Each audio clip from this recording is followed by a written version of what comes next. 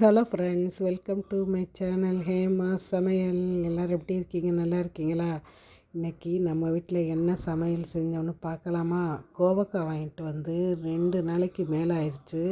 கோவக்காயை வாங்கிட்டு வந்த அன்னைக்கே சமைக்கணும், இல்லாட்டா மறுநாள் சமைக்கணும். 2-3 நாள் ஆயிடுச்சுன்னா ஒரு மாதிரி பழுத்தாப்பில் போயிடும். அதனால் இன்றைக்கி கோவக்காயை சமைக்கலான்னு கட் பண்ண ஆரம்பிச்சிட்டேன். ஒரு நாள் நாங்கள் ஹோட்டலுக்கு சாப்பிட போயிருந்தபோது சைடிஷாக வந்து இந்த கோவக்காய் பொரியல் வச்சுருந்தாங்க. செம டேஸ்ட்டாக இருந்துச்சு. எப்படி செஞ்சானே தெரியல. ஆனால் வெங்காயம் தக்காளிலாம் போட்டு வச்சுருந்தாங்களா, சரி அதே மாதிரி நம்மளும் இன்றைக்கி இந்த கோவக்காய் பொரியலை ட்ரை பண்ணலாம் தான் செஞ்சுக்கிட்டு இருந்தேன். செம்ம சூப்பராக இருந்துச்சு.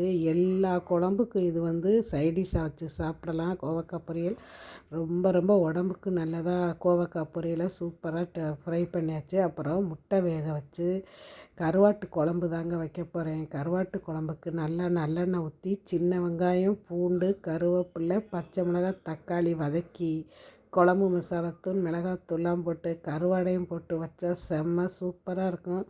அதே மாதிரி இன்றைக்கி கருவாட்டு குழம்பு வச்சு முட்டை வச்சு கோவக்காய் பொரியல் வச்சு மத்தியான சாப்பாடை சாப்பிட்டாச்சு. அவ்வளோதான் ஃப்ரெண்ட்ஸ். வீடியோ பிடிச்சா லைக் பண்ணுங்கள். தேங்க்யூ.